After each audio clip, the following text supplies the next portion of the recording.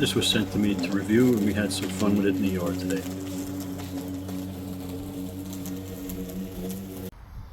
Okay, this is the Badger 40-volt 16-inch lawnmower. I got it hooked up with the bagger. You can also hook it up with the mulcher. Okay, over here in here it's got two 20-volt batteries, sits in there. Right, comes with two chargers. All you got to do to get it started is you pull this and you push this button.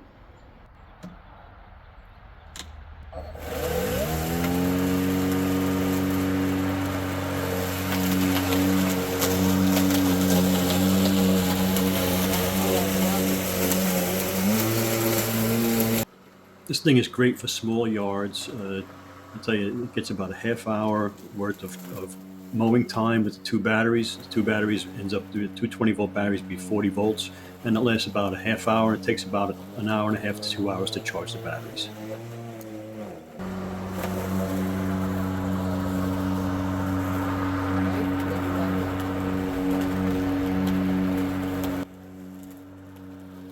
I don't have the greatest grass, and this is very sandy soil. It's very hard to push a regular mower, and this one handled it pretty good, and it cut the thick grass pretty good.